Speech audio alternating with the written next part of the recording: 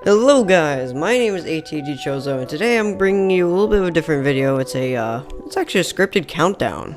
I haven't done one of these in a long time, but it's gonna be a really lazy one because I'm not gonna add many editing tricks. So I have some Overwatch gameplay to overlay it with. Hope that keeps you kind of entertained, as well as my commentary. So this is a scripted countdown that I've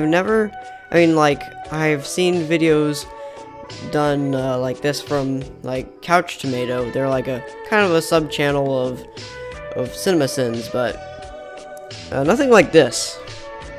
So I'm gonna read off this this document I have right here. It's called, it says literally script 15 reasons why Bionicle and My Little Pony are practically the same thing. So I'm gonna do this in one shot, and I'm going to do this good. So here we go. Number 15. Both are merchandise driven and span across multiple media with comics and animated movies. As an unfortunate side note, only Bionicle did not get a theatrically released film. Number 14. Both have evil queens voiced by Kathleen Barr, who command an army of insectoid creatures. I'm talking about Rudaka and Queen Chrysalis from Bionicle and My Little Pony, respectively. Number 13. Both series have 6 main characters with drastically different personalities. You can figure that one out for yourself. Number 12. Our 6 main characters live alongside villagers, some of which are well liked by fans. Obviously, Bionicle isn't on the same level as My Little Pony with how popular its extras are, but I decided to put that in there because there are some well-liked extras, kind of, or I guess side characters. I can't name one off the top of my head, but I know there are definitely a few. Number 11. Number 11. Both Makuta from Bionicle and Nightmare Moon from My Little Pony were jealous of their other sibling and tried to unleash darkness upon their land. This one is surprisingly specific. It makes me laugh a little bit how specific this is. And the next one's kind of specific too. Number 10. Makuta and Luna were both imprisoned. Then Makuta was imprisoned in a block of Pronodermis, and Luna in the moon. You all know this one. It shows it in the first episode of My Little Pony, Luna getting imprisoned in the moon. But maybe not so much for Makuta. That happened to him before the events of the first Bionicle movie, which is actually the third chronologically, but whatever. The 2 following movies are prequels, by the way. Number 9. Both have extensive fandoms that are still active to this day. Well, you can obviously see that the Brony community is still active because, they're still putting out content. But unfortunately, the Bionicle fandom is kind of dying. But it's more or less, I guess, kind of merging with the Lego fandom. Just the huge Lego fandom. It spans, pretty much bigger than the Brony community, I think. Number 8. The guy who voiced the big bad of Bionicle in the CGI movies, Lee Tokar, I forgot to include that the big bad is Makuta.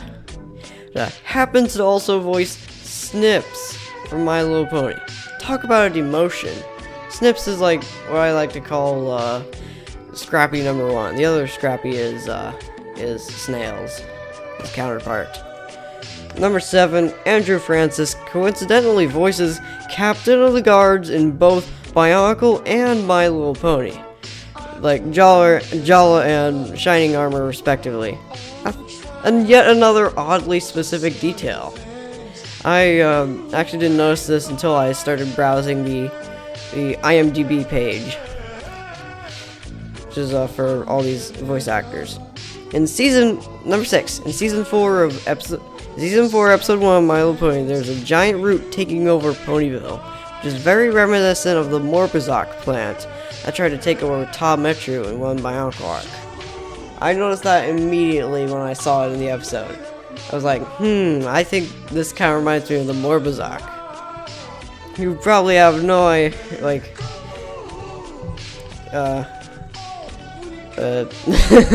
long pause, dang it. Number 5, the voice actor of Toa Nakama from the second and third Bionicle movies has several big roles on My Little Pony. Voicing Rary Granny Smith, Luna, Nightmare Moon, Flurry Heart, Photo Finish, Mrs. Cake, Bon Bon, so many freaking extras, it's not even funny.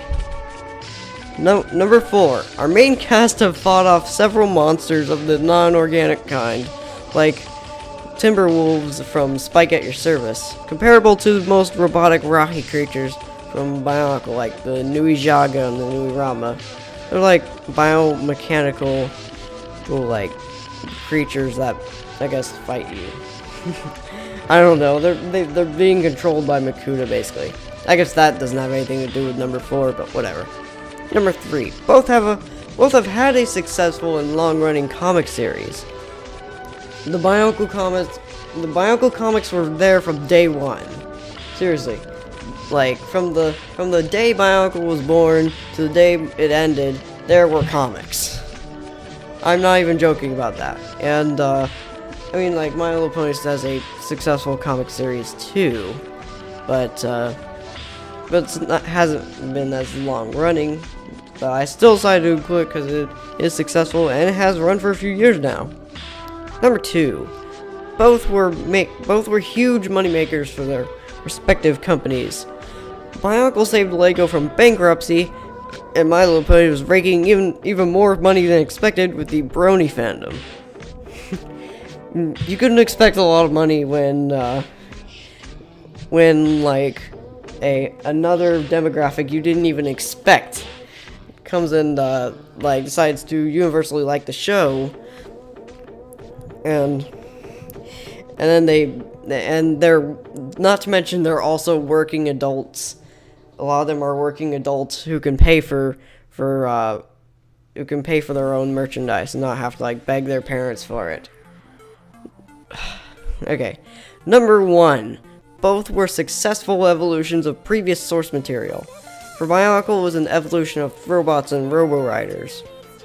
Whereas Throwbots helped introduce like the concept of elemental characters, and Robo-Riders, well, Robo-Riders wasn't that big of an influence, but it just, I guess, introduced more parts, I suppose.